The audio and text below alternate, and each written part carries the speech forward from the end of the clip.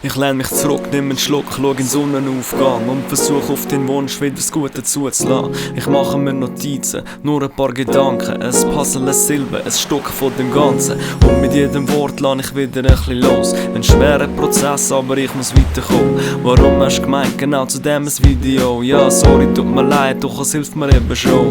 Ich hab alles Gefühl, ich mache jahrelang nichts, aber ey, ich brauche Zeit, damit ich Phasen abschließe. Und vielleicht ist nur ein Schritt, doch ein Schritt Richtung Ziel. Und der Schritt kommt von mir allein. Und so schau ich, dass es doch noch gut kommt in meiner Zukunft. Dass mein Herz Bluet pumpt, wo zu meinem Hirn kommt. Mach es Schritt für Schritt und nimm es immer locker. Denn auch das ganze Meer ist es für einen kleinen Tropfe. Dass es doch noch gut kommt, doch noch gut kommt in meiner Zukunft.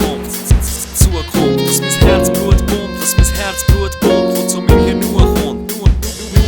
Mach es Schritt für Schritt, Schritt für Schritt und nimm es immer locker, nimm es immer locker. Denn auch das ganze Meer ist, denn auch das ganze Meer ist, denn auch das ganze Meer ist es für einen kleinen Tropfe.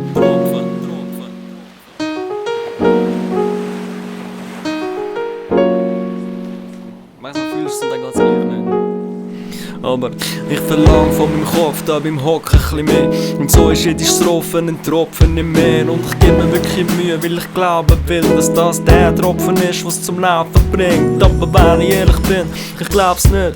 Denn ich sehe von lauter Wald den Baum nicht. Denn ich habe für den Track etwa 6 Strophen geschrieben und bin mit dieser Passion nicht so zufrieden. Und ja, vielleicht ist es nicht die beste Strophe. Das Leben hat da immer noch einen Wermutstropfen. Und das passiert halt, wenn ich die Seele auskotze.